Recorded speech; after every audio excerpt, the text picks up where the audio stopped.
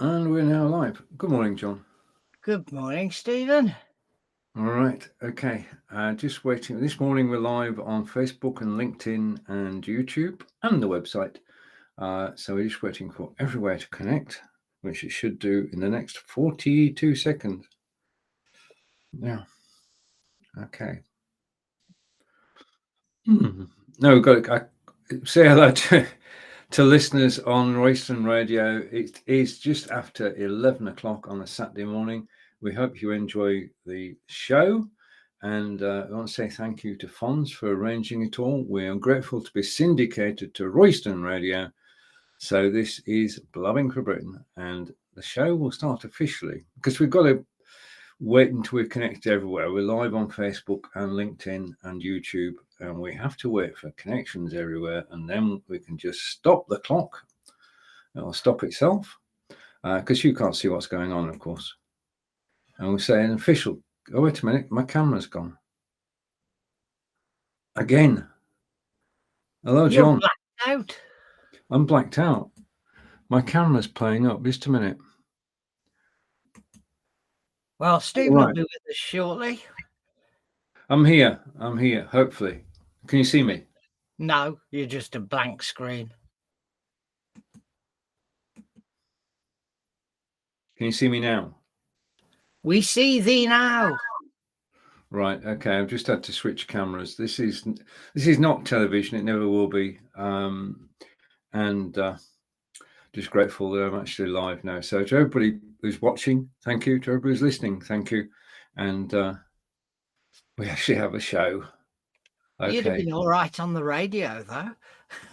I've been fine on the radio, but the camera's been acting up. So there you go. All good fun.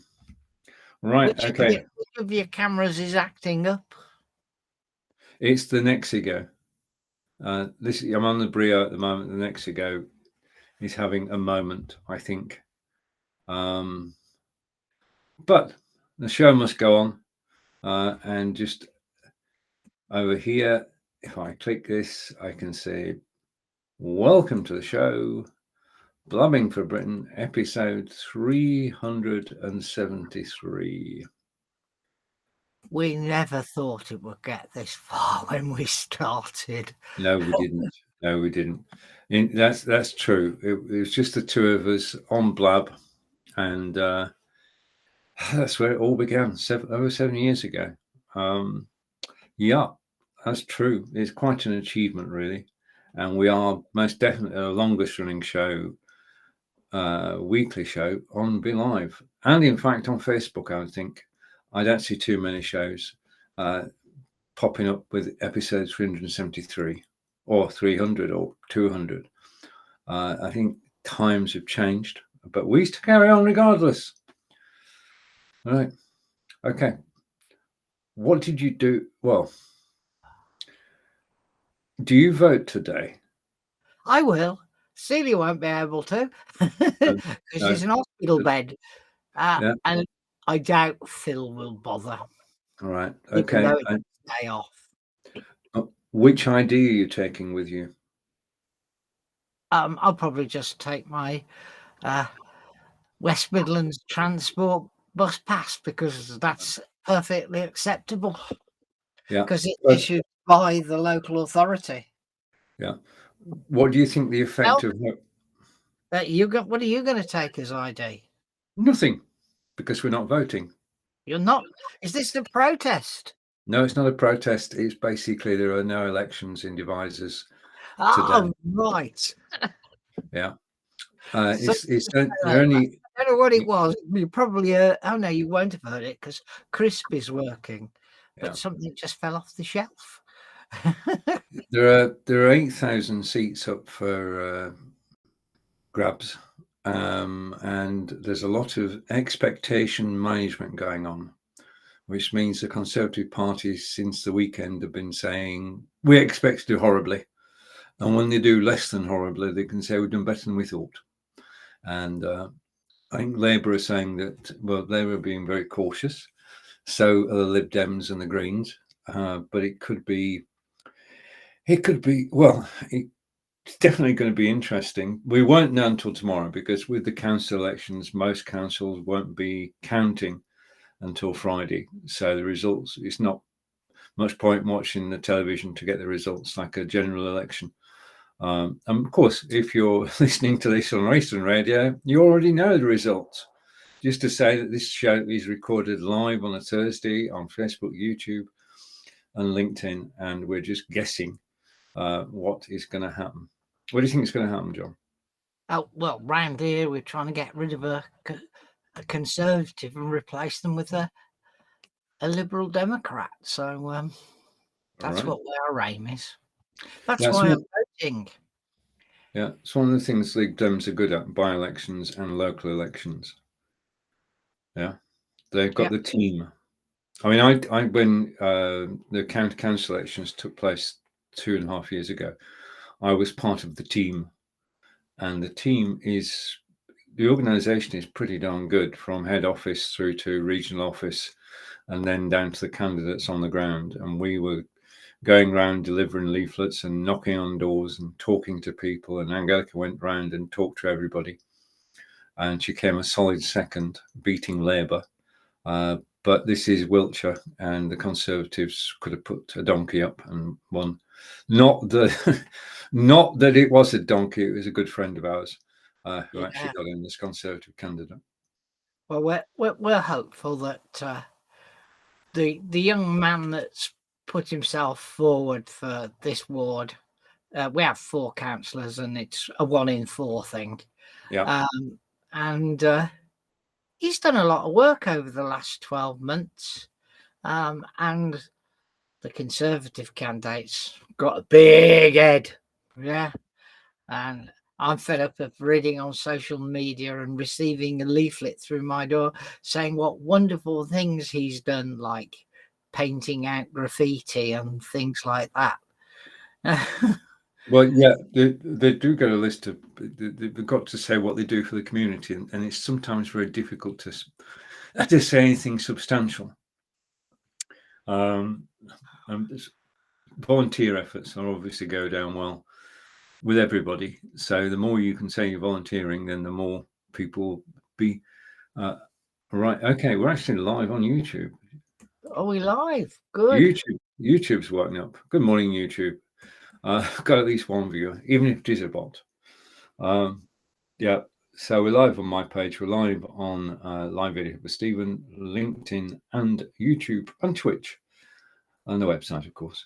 Now, staying with politics, there is a demand for our MP to resign because, well, he was investigated by the police because of accusations of impropriety, shall we call it, of a lady with nature with ladies. He got suspended from the Conservative Party. Charges were not pressed. Right. And he was released by the police. What have you? Not exactly what the exact terms are, but he did not get the whip back from the Conservative Party, so has resigned from the Conservative Party, and now there are 4 more allegations against him. So he now claims he's sitting as an independent. Well, it won't make a great deal of difference because he did bugger all when he was Conservative. But there's a lot of people now saying maybe he should go and maybe he should do the honourable thing and resign. I noticed yesterday that somebody was saying that if enough people sign a petition, a by-election can be forced. So I suspect people will be doing that shortly. Yeah, that is true. You can force your MP out if enough people agree, or you can not force them out, but force an election to take place. Yeah. Okay. Now we've obviously got a general election next year as well. Yeah. Can I talk about the NHS? Of course you can, John. I just want to say thanks because last Friday Sadly, my wife, who's been poorly for some time, collapsed. Fortunately, she was talking to my son at the time, so he supported her. Yeah. I dialed 99, and I was told that I would probably have to wait some time for an ambulance due to the load. However, within 10 minutes, 2 paramedics from the community first responders had arrived, and they'd come in their car from the local hospital where they're stationed. They looked after her, and after about an hour from when I rang, the ambulance arrived on blues and twos. She was not very well at all. Only 9% kidney function, and how her blood pressure had just fallen through the floor. This is mainly due to the fact that she's having treatment for cancer. Yeah. Everybody was fantastic. She was in there, sorted out, and I can say that that yesterday she was pretty much close to back to normal, but she was seriously ill, and everybody at the NHS rallied round. So, just saying thank you to everybody in the NHS. You can put yourself back up now, Stephen. I'm here. I was just giving you a moment. Yeah. The NHS do a sterling job, and I just hope that the situation with pay is resolved, because the commitment has always been there and always will be there, and the skill as well. Well, the RCN can't strike now without going out to get a new mandate, because their mandate for striking has run out. My daughter is, because it, includes healthcare assistants and people like porters in the current offer. She will be delighted to receive the offer, because, okay, it might not be fantastic for a staff nurse or a sister, or maybe even a degree level nurse, but it would make a substantial difference to her pocket. Yeah. The current offer, which is 5%, and a single one-off payment, which at my daughter's level is over £1,000, and £1,000 would make a really big difference to their household. Let's hope things are resolved. Right. Have you ever been on a scarecrow trail, John? No, I mean, they don't really have much scarecrows around here. We actually did have a scarecrow competition down the allotments last year. Which right, this children died. This is Wiltshire's most famous scarecrow trail. It's in Hirchfont, which is a little village about 10 minutes away from where we live. Population is very small, but over the weekend, last weekend just gone, over 10,000 people visited the village. It's all done for charity. There are 50 tableaus. We're actually displaying several of them on the screen at the moment. And it's just an amazing event. It's very well organized. This is their 25th year. And it's just a brilliant day out, and the sun was shining, and thousands of people were just walking around basically what you do, you get a quiz sheet, and then each quiz sheet is tied to a particular tableau, which we're seeing at the moment. And you've got to decide who it is and what it's about. And there is a grand prize which you can win. But it's a family day out. It really is. And the whole village centre is actually locked off to traffic. You park about 3/4 of a mile outside and walk into town. So it's a good walk. The car parking, although, was a bit of a problem this year. They had a new arrangement, and they had space. Space wasn't a problem.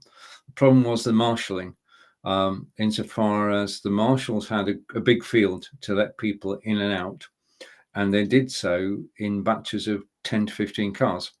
Now, normally that would not be a problem, but in the morning when we got there, which was at 1 o'clock, we were in a traffic queue which lasted for an hour. So we actually sat in traffic for an hour, and we just carry on talking, and you know you're going to get there eventually, you know it's going to be good. And we thought that was bad. But the people who arrived in the morning were sat in traffic for 2 hours. It was that popular this year. People just let off the leash and wanted to go and hunt scarecrows. And it's just an amazing experience. If you're listening on the radio, you can't see the wonderful photographs that are actually being shown at the moment. You can catch this video on YouTube.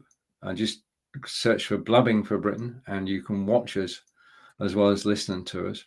I'm just going over to the page. So the Edgefront Scarecrow Festival 2023 was a great success as usual, and it's its 24th year. I did it at this service. It's held over 3 days, 50 themed scarecrows. You buy a trail map at the beginning and then just walk around. There's a children's quiz as well. They do give the answers afterwards, and it's just what can we say? It is a grand day out. So if you're in Wiltshire next year, then do set aside. It's the 1st of May weekend, and go and see these scarecrows in Edgefront. And now we walked the Scarecrow Trail, but I took my photograph of the day, which is this one, and I love this garden. This we've got to be honest here. This is a private garden, and it's visible from the pathway. And I just love this photograph. I'll describe it. You've got a bench. Well, first of all, you've got green. You've got a pond. You've got a bench. You've got a bridge, and you've got bluebells. What more could you want in a photograph? So the composition of the photograph, I just love. I just had to take it with my Samsung Galaxy S22 Ultra, which is down in the carousel, but not today. You slipped into Amazon mode there, down in the carousel. Yeah, I did. It's difficult not to. We're doing 2 shows a day, because one of the shows I do on Be Live, which is where we are at the moment, and one of the shows I do on Go Studio. And to our viewers, welcome. If you want to say hello, please do. If you're watching on Facebook and YouTube, just say hello, and John and I will say hello back. That's the way that it works. Right, what's going on in the world? Okay, do you think that the Ukraine actually did send drones over to Moscow? No, they'd never travel that distance without being shot at and down, and early warning, fighter interceptions. It's just to create an excuse for them to do it. Yeah. Zelensky. Let's target Zelensky, isn't it? Yeah, I mean, you don't know what's actually true in these circumstances, which stories are true and which aren't. And this one is just so far-fetched that it's just incredulous, and people are not taking it seriously. People are laughing at it, and I don't think that was the intention. Whoever did it, right? Because as far as I know, drones can only fly for 25 minutes, John, and then they run out of steam. I've no idea. Right. So obviously, military drones are better than private drones, but yeah. All right, I'm going to hide the scarecrows and go here. Yeah, so we don't believe that story. Okay, right now, going on from there, I'm looking at newspapers looking at our Guardian and the BBC. So we've got a fair spectrum of news as to what's actually going on at the moment. And let's go to petrol companies, shall we? Yeah, by all means. Shell have just announced a 10 billion quarterly profit. 10 billion, nearly 10 billion, I better be precise. And that's off the back of what's taking place in the world. I mean, petrol prices are coming down slightly, John. Well, I filled up last week at 139.9, and I noticed at a petrol station yesterday that it was down to 138.9, but that's not the general cost. No. Yeah. generally it's about 143.9 round here. Now, in Devizes, it's 145.9. In Melksham, it's 142. At Sainsbury's, it's 141. But Devizes, I mean, there's always this argument going on. The petrol stations in Devizes, which there are 3, act like a cartel, and they all have the same price, and it's generally 2 or 3 or 3 or 4 pence higher than the surrounding areas for no other reason than it actually use Devizes. So every couple of months or so, a discussion takes place in the Devizes Facebook group about, and they just say, well, boycott them, boycott them, go and buy your petrol elsewhere. But the thing is, if you drive elsewhere to get the petrol, then you've got the cost of driving there, not just the petrol you use, but the time it takes to go the 10 miles down the road to get cheaper petrol. And the wear and tear on the car and all that stuff. Yeah, it's not simply, if you drive the 10 miles and save, say, 60 pence, you've spent more than 60 pence doing it. So, well, within 3 miles of here, there's at least 6 different petrol stations. Yeah, you're blessed in Solihull. I mean, I'm out in the sticks in Devizes in Wiltshire, and there's distance between the towns. Yeah, I wouldn't go into the petrol station. There's one petrol station in Solihull Central area. You wouldn't go near it. It's 5p more than everywhere else. Right. Now, it's come that time where I have to renew my passport. And I seem to remember you did it at the post office, John. Can you walk me through the procedure? It was yonks ago, honestly. You know, I think mine's nearly run out again. So Oh, right. I did go to the post office, but the post office I went to has gone. So, yeah, it's now a small thing inside WH Smith's in Acox Green. Oh, but they used to have a dedicated passport counter. You went, and even the camera was on the counter. So you'd talk to the lady, and she'd take the photos. She'd do it. She'd check it all, and she'd send it off for you. Cost you a few quid to have it checked, but you knew it wasn't going to come back. That's the key. Yonks. That's the key, isn't it? What you don't want is send it off and come back with a query, because the current waiting list is 10 weeks. So to have it pre-checked. Yeah, 10 weeks, but I know somebody who got theirs back in 8 days. Well, yeah, I mean, 10 weeks is the average. Yeah, and 10 weeks includes new passports, not just renewals.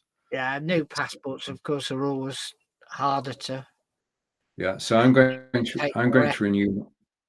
Yeah, I'm going to renew my passport next week. I'm going to go to Melksham Post Office. The standard fee for a new passport is £82.50. If you go to the post office, basically what happens is they sit you down with a tablet. You fill in the form electronically. They take your photograph, which is then digitized with a reference number stored on internet, and they check everything, and it's pre-checked, as you said, and it then goes off. And for all of that, you pay £16 extra. So for £16 extra, to know that there are going to be no comebacks on it, it's got to be worth it. It's got to be worth it. £16 buys you nothing in this day and age. That's true. If you go onto the internet and you type in post office passports, you get a list of all those post offices which can actually do it. And it's not every post office, as I discovered. I've got to travel at least 12 miles to do it, but that's nothing. So if you're renewing your passport, one of the simplest ways to do it, rather than wondering whether it's actually going to get through or not, is to go to a post office, pay the additional £16, and then you've got peace of mind. You just wait for your passport to arrive, and it may well arrive in days or weeks. I think you've got in your mind, you've got to allow weeks, because if you start planning holidays within the 10-week period and your passport doesn't arrive, you're just creating headaches for yourself. Yeah. I mean, with the strike that's going on at the moment, the thing is that nobody notices the strike now. Down the road, we'll notice the effects of the strike, because the 10 weeks will just get longer and longer. So whilst I acknowledge everybody's right to strike, there are certain services that we do need, and if you are going abroad, then you do need a passport. So yeah. So we're hopefully it is what today, the 4th. It's the 4th. May the 4th be with you, John. Yeah. It is. I've not seen many posts on Facebook about the 4th yet. I knew the Americans haven't woken up yet. If you're watching from the States, thank you. You are most definitely an early riser, because it's only 26 minutes past 5 on the East Coast, which is why we don't get many American and Canadian viewers, because it is pretty early in their day. Right, so that's passports, and I'll keep you apprised as to when I get mine, because we're going over to Germany again, hopefully by the end of July. So that should be enough time. Just, yeah, that's taking the maximum 10 weeks into account. Okay. Anything else going on? Anything in Solihull, John? Well, I've been spending most of the time at Yeah. Heartlands Hospital this week, so not a Right. lot really Right.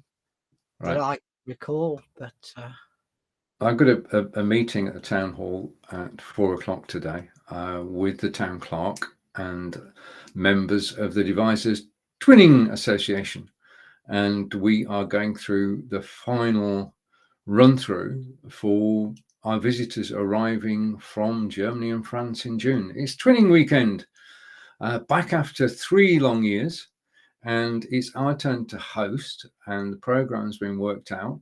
Our guests will arrive on Friday evening and be greeted at the Corn Exchange and taken away by their hosts. Basically, the principle is this, that there are 3 countries involved: France, Germany, and England. Mayenne in France, Weibingen in Germany, and Devisers in England. And every 3 years, you take your turn to host. Now, as a host, the visitors from Germany and France are hosted by families in Devisers. So you stay, you find out what English life is all about, because you stay with the family for Friday night, Saturday night, and Sunday night, and then you go back to Germany and France on the Monday, and there's a full range of entertainment over the weekend. There is a barn dance in the Corn Exchange on Saturday night, which is the highlight of the weekend, and there are visits to social. Well, I think the theme this year is being green, so we're going to the local waste recycling centre, but not to the centre itself. We're actually going to where operations are actually run from. And there are activities all over the weekend. The town band are playing, and great fun will be had. And we are very fortunate that after everything that's gone on, I mean, we've had Brexit, which means that anybody coming from France and Germany has to have a passport. They can't rely on their identity card. So the people who are coming have actually got passports, which is a nice link into our previous story. And they will fly in, and they will come in by ferry and then travel up to Devisers, met on the Friday, go to stay with hosts. Saturday is at leisure, and then Saturday evening is a dance. Sunday is the mayor's banquet, which is a very formal banquet held in the town hall. All the officials are actually invited along with everybody else. It's not black tie or anything like that. It is still informal, but we were expecting to see half a dozen people from Germany and half a dozen people from France, because it's been 3 or 4 years since we've all got together. But this year we have 51 visitors, and the 51 visitors means 102 people hosting. So on Saturday night at the Corn Exchange, there will be a barn dance to beat all barn dancers, with 150 people attending. So that's pretty good. That is pretty good. So 100 to 150 people will be there. So twinning is on again. We're not the first to have got underway, but it is good to have it back. It is. I mean, we might not be in Europe, but we are still a European, and I think we need to celebrate that. Okay, you just heard the speech of the chairman of the Devisers Twinning Committee. I was just rehearsing for my speech at the Corn Exchange on Saturday night. So thank you for listening. And if you've got a twinning organisation near you, then do get involved. This is a voluntary effort, and it is important that countries do cultural exchanges. We have the Birmingham Orchestra coming over, the French Orchestra coming over, firemen coming over.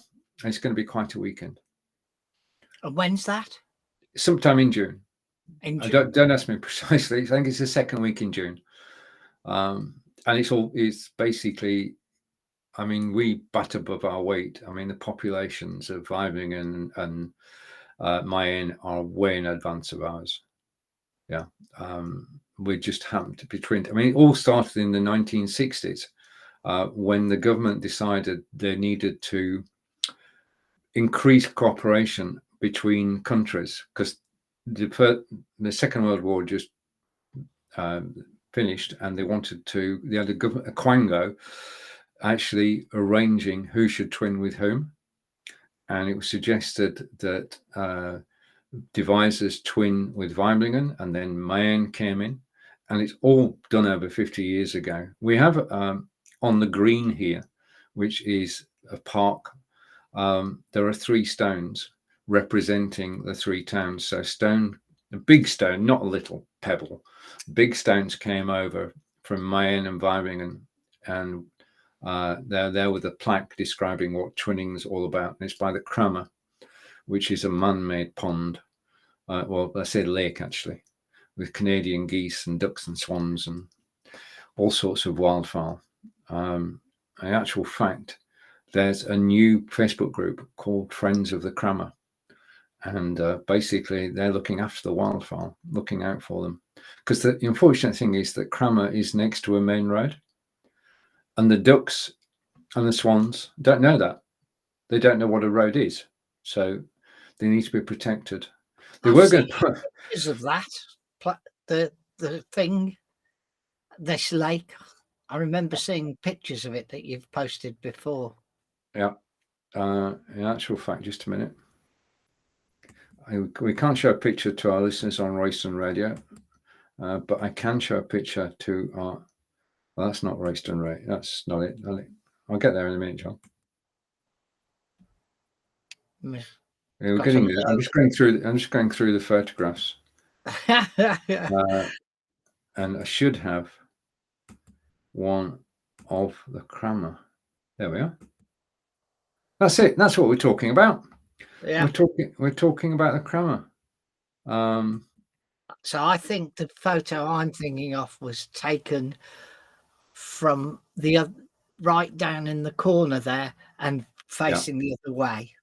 Yeah, then stitched together by Google Photos. Google did the same with this photograph. If I hide that and we go like that, there we are. We've got the photograph on screen. So this was obviously taken during winter when the Kramer was iced over. You've got St. James's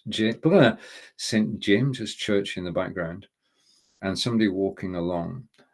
And then you've got the ducks and swans, and yeah, so Kramer, man-made. There is a myth. We have a pub next to us called the Moonrakers, and basically the story is that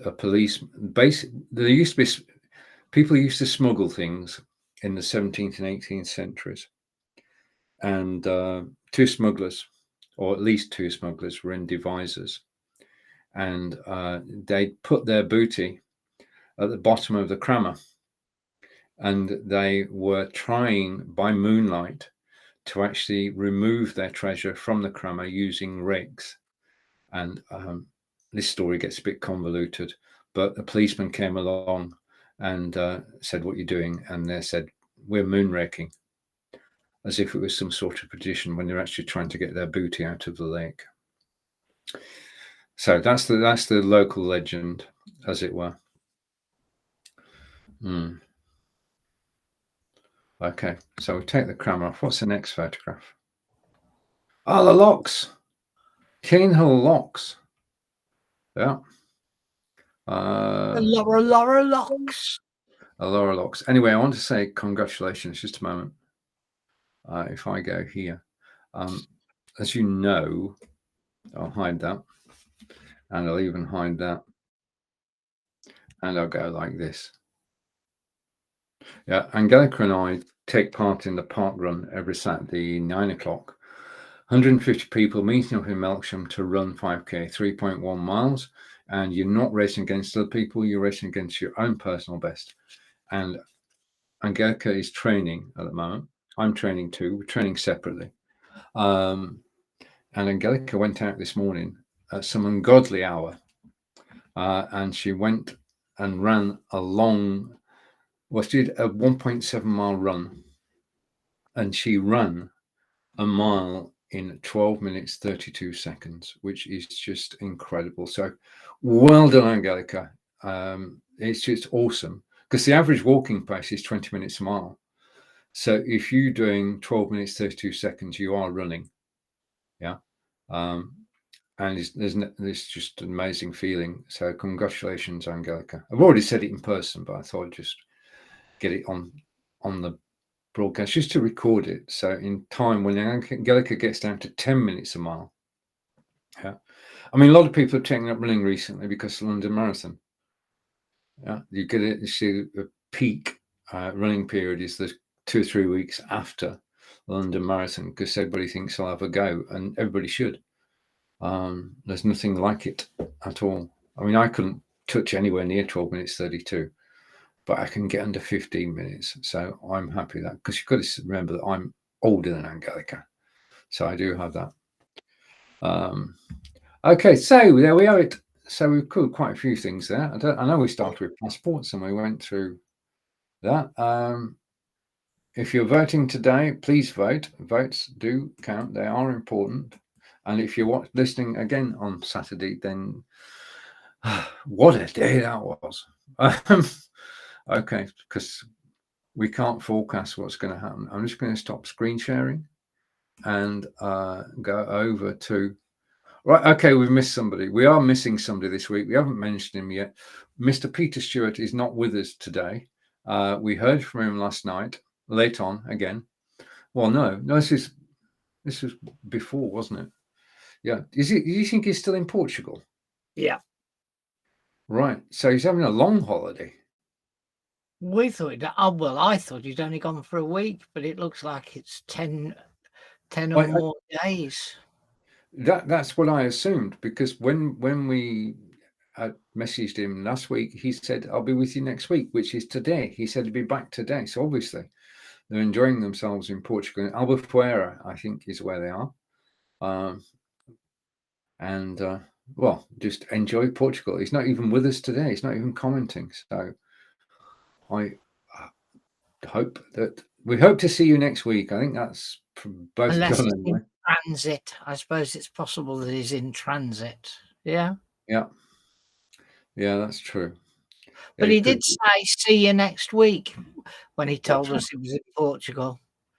Yeah, he did. He did. That's what I'm quoting. He did say that he would be back. Okay. Now, our weekly question for the next 2 weeks at least. Man City or Arsenal, John? Well, Man City have got Leeds this, when is it? Saturday? Yeah. So I think that's an easy one for Man City, regardless of the appointment of the idiot. But every year for the last 7 years, John and I have talked about Mr. Sam Allardyce. And since his days at Bolton, John, I mean, he did a cracking job at Bolton. He's done good work elsewhere. And with 4 games to go, Leeds have sacked their manager and they've installed the aforementioned. Well, I'm quite happy to use the word idiot, because I think he is, and I think they're mad. If Sam keeps them up, then he's a hero. Yeah, I mean, they're a point above. Matches. Sorry? If he keeps them up, he gets paid £3 million for 4 matches. But if you got it, I mean, he said himself he was surprised to get a call with only 4 games to go.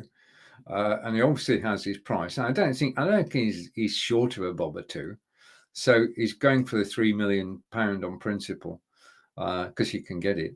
Well, he says he's better than Pep and he's better than Klopp. That's a load of Klopp myself, but that's debatable. But if you can keep Leeds up, okay. Everton are going to struggle. They are 1 point behind, and they just need. Well, Sean needs to do his stuff, and so do the players as well. From a Burnley fan, wishing Everton well for the rest of the season and that they actually stay up. I think it's true that Southampton are down, but who else is in there? So you've got 3 on 30 points, straddling the going down bit. So Leeds have Man City on Saturday. There's not any. City. True. Fulham have Leicester as visitors on Monday. They're doing pretty good as well, Fulham. So don't feel that things are going to go well. And Forest have their chance to actually make the difference because they've got Southampton at home on Monday. Yeah. So that by Monday things could have changed. And of course they could all lose. They'll still all be on 30 points. There are options. To everybody who's watching this live, you're watching Blowing for Britain, episode 373 with myself and John. If you want to say hello, please do. We are grateful that you're actually watching this live. And if you're listening to this on Racing Radio and you've actually got this far into the show, thank you. Yeah, I this time of the season, but Man City have got to win every game. They want to win every game. They have the motivation. Yeah, I mean, that's what it's all about at the end of the day. Talent and motivation. Yeah, and they've got still a different Arsenal from last season, isn't it? Even if they end up second, they'll have still done pretty good. Yeah, they've progressed a long way, but they've just gone off the boil at the wrong time. Yeah, that's basically it. Whereas a team like Burnley, yeah, just to mention it again, I'm from Burnley. Burnley are champions of the Championship. Burnley will be in the Premiership next year, and that's where they belong. And the question is it a bouncing situation? Nope. Gone down, gone up, and they go back down again. This is not West Brom. No, I mean, basically, he's built a squad. He's built an amazing squad, which will do well in the Premiership next season. I would say mid-table. I'm not sure we're going to be in Europe, but mid-table would be good. And I think the style of football that's played by Burnley now is exciting. It didn't used to be, but it is now. And yeah, I mean, it's been years since I've been to Turf Moor, but once a Burnley fan, always a Burnley fan. And I mean, Burnley is a brilliant place. It's where Jimmy Anderson was born. Who, said John? Jimmy. You do know who Jimmy Anderson is? No. You don't? No. He is the best bowler England have ever had. But you know what me and Pete do when you start talking about cricket, we go, all right, okay. Well, John's going to hide for a moment. We're looking forward to the Ashes this year. We stand a good chance, and I'm looking forward to actually watching television. I mean, how do you explain to our American friends that a sports game lasts 5 days? But it is just the essence of cricket is Test cricket. Not the T20 and 100 are good. The 100 are good, but Test cricket is where it began. And I mean, I've been in cricket since I was 14. Not as a player, mind you, not as a player. I was an umpire, and then club secretary at Nelson. Those were many years ago. That's going back. So my interest in cricket has been lifelong. Inspired by my dad. My dad, in the year I was born, the Australians were touring, and he got a cricket bat, that year big, signed by all the Australian touring team, and I've still got it. So my dad sort of got me interested in cricket, and my mum got me interested in local cricket. She used to go down and she used to watch Nelson play. Yeah. So there you have it. Okay. I'm just scanning. We use two newspapers. We use the BBC, of course, as our regular news supplier. Right. Okay. What are you doing on Saturday, John? I'll be going down my allotment. I'd have no interest in sitting at the TV and watching the event. Okay. I don't have anything against the events. I am a royalist. If that's a reasonable world in this day and age. There are a few people who annoy me with all their stupid posts about independence and money, what money we waste and all that on the royal family, and yet they have no sense of reality in my mind. I'd stick them all on a little island and let them get on with their own world. Is that But is that the same island Peter's got his immigrants on, or a separate island? Would they mix? That's the question. Right. Okay. So just from it's not related in any way to Peter's thoughts of putting people on an island. It's my thoughts are, if you're not happy with the way the country's run, go and live somewhere else. Yeah. All this. Right. We don't need the royalty. They don't make any money. They cost us a fortune. When in reality, that is just not true. They bring so much to the country that it's. I just can't stand these people. Saturday in the UK is a cause for celebration. Nationally, everybody, apart from the people John has been mentioning, will be celebrating and joining in the coronation of King Charles III and Queen Camilla in London. And if you're going to be there, actually a brilliant sunny day. Millions, 400 million people around the world will actually watch live on television. If you're in the USA and you want to watch live, coverage starts at 6 a.m. Eastern. I dare say you'll find it on one of the public channels in the States. And if you're listening to us on Royston Radio, you could have the television at the same time and watch it. Yeah, I mean, it is a cause for celebration, really. It is a celebration of being, I've got to be careful, even with Peter not here, being British, because she's the Queen of England, Scotland, Ireland, and Wales, and and Canada, and Australia, and New Zealand, and there are 49 countries in the world who have the King as their head of state, and King Charles will be head of state of 50 countries after the coronation on Saturday. Great parties are planned.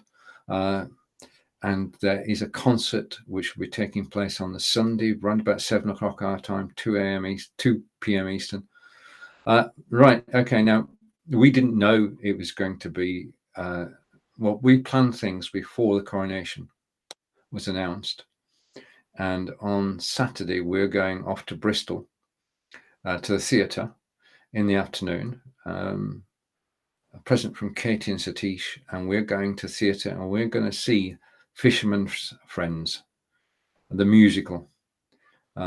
So we shall catch probably the ceremony while we're travelling to Bristol, and then we've got 2.5 hours in the theatre listening to Fisherman's Friends, which is going to be good. And then we're going by train from Chippenham to Bristol. It's the easiest way to do it. So after that, we get the train from Bristol to Chippenham, and then Angelica picks up her car and we drive to Swindon, because on Saturday night, Ramlide are live at the Victory, and we're going to watch Ramlide. So you've got two rockers watching music, listening to music on Saturday night. It's going to be about, they sold 150 tickets, and I'm going to say that Angelica and I might be noticeable in the crowd, because most of the people go and watch. Angelica's son Martin is bass guitar. So that's why we go once a year when they visit Swindon. So that's Saturday night. And then we can start thinking about the coronation, by which time he'll have been crowned and the country will be celebrating. And we can celebrate with Ramlide. That's it. That's how we got to it, because everything was booked before Prince Charles decided to become king on the 6th of May. Strange how things go. Just been a little announcement while we've been talking. Are you aware of Mr. I can't say his name now. Flipping thing. Okay. Zonfrillo, the Master Chef guy in Australia. It's all right. Something keeps popping up, sending a pop-up to my screen, and I don't know why. Jock Zonfrillo, that's the name I'm trying to say. I don't know if you've watched Master Chef Australia or anything. No, I haven't, got to be honest. But they just announced that he actually died of natural causes. Good. Well, sad. Because people were saying he'd committed suicide, but they've just announced he died. He was only 46, wasn't he? Yep, 46. But he had. They're not saying it was cancer, but he'd had cancer for some time. Yeah. Mm. And he'd kept it secret. Most people didn't know he had cancer. So, terrible thing, I guess, to be found dead in a hotel and your family's in Europe and you're in Melbourne. Mm. It was quite a charismatic bloke, although when he dressed up in his Scottish kilt and all the paraphernalia, it just felt a bit false, because he'd lived in Australia for 26 years. As Peter will remind us, you never forget your Scottish roots at all. Yeah. So, okay, let's see. So the elections are today. If you've got the right to vote today, and there is an election in your area, then please do. Okay, I'm just looking. Basically, I'm just scanning the BBC website to see if there's anything that of any moment. We're sort of in a strange period now, because the real election is next year, and they can't avoid that. We're going to know by the end of today how the land lies, but then they're going to say, well, it's not as bad as we thought it'd be. And that's always the excuse. Yeah. So Lib Dems should do well, Greens should do well, and possibly Labour as well. Yeah. But in this parliamentary term, we've had 3 prime ministers. Yeah. Oh, by the way, yeah. The committee investigating Partygate is due to report in the next couple of weeks. This is a non-story because it's not happening for another couple of weeks yet. But and it's a bit late now anyway, isn't it? I mean, come on. Well, the whole way that this has been played out is been playing for time. Yeah. Every step has been just delaying and delaying and delaying, so that we as a public actually forget about it. But this was just, it was trying to take us for, well, trying to take the mickey, really. I just wonder if the money that's being spent to investigate something that happened caused by somebody who's not even really important in politics anymore is worth spending. Couldn't we spend it on something better? That's my feeling. But Right, shall we leave a bit early today, John? Can do if you want. Oh, it's up to you. Unless we've got something to talk about. I'm running out of things to say because we haven't had Peter to do his 10 minutes of ranting. Well, you see, when you've got 3 people on screen, then it's 20 minutes each. When you've got 2 people on screen, it's 30 minutes each. So we've missed Peter's 20 minutes. Although it has to be said that Peter sometimes takes 25 minutes because he's the one who has the rants. Okay, Peter, if you're watching, we'll hope to see you with us next week, live on air. I think he's so enveloped in his holiday, though. Well, he might have come back and had issues to sort out, but normally he's pretty good. I mean, if he has to go out, he'll go live from his van or Yeah, whatever. Just that's true. silence from him now. Although he did message last night, but he didn't say what was going on. So, Right. do you use LinkedIn at all? I am on LinkedIn. I do like people's posts. I do read them. I do post videos there. We're on LinkedIn right now. Yeah, I keep being bombarded with Fred has joined LinkedIn. William has joined It's LinkedIn. good. Bill has looked at your profile. Just go to I'm not at notifications. all active on LinkedIn. I've got Just a go. profile and that's it.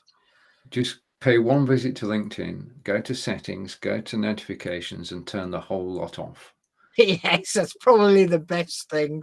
Oh. Yeah. Have you ever heard of a company, ISP called Zoom, spelled double Z double O double M? No. No. Oh, I had a cold call from them, and they're saying they can now provide 2 gig connectivity up and down in our area. Oh wow. Yeah, but come on, who needs that at home? Yeah. Well, yeah, there is that. You can have internet which is too fast. I mean, we're waiting. We've been contacted by Gigabit, and they've said that they are ready to go, and we're ready to go. We've actually got. They did in the area. They started canvassing about a year ago, and they said sign up now, and you'll get 12 months free. So Angelica and I talked about it, and Angelica signed up to get 12 months free. Then 6 months ago, they did another promotion and said, sign up now and get 6 months free. Well, it made Angelica's day 2 weeks ago when the latest sign up came through and it said, sign up now and get 3 months free. So Angelica knows she's won 9 months. Okay. Yeah. And it's not as simple as that either, but because they don't supply any services, they just supply the network. So you have to go with a Vodafone, or the 7 different people who support their network, including Zoom. Yeah. Right. And basically each one offers a different deal at a different price. So some of them are saying we'll give you 3 months free. Yeah. Gigabit is saying if you sign up, we'll give you £50 in Amazon vouchers. Right. So you could get 3 months free and £50 in Amazon vouchers. But it's all dependent on who you go with. If you go with Vodafone, they'll offer you a deal on a SIM, and Yeah. it's not as straightforward as just signing up and away you go. Anyway, we just managed now to stretch it out to normal length of program. Well, John, it's over to you. So it's me and him, like it used to be in the early days. We've had a couple of different people come with us, and I still don't know what's happened to Stephen PH from Stoke-on-Trent. He's Nice to hear from him. He's basically so busy on LinkedIn. He's active on LinkedIn virtually every day. Okay, so as it was in the past when we got started, it's goodbye from me and it's goodbye from him, and we are Stephen and John, and this was our 373rd program, was it, Stephen? It is 373. It says over there. I write it down every week so I don't forget it. So a lot of weeks, A lot of weeks. So it's goodbye from him, goodbye Bye. from me. Same time, same place next Thursday. Bye. Bye.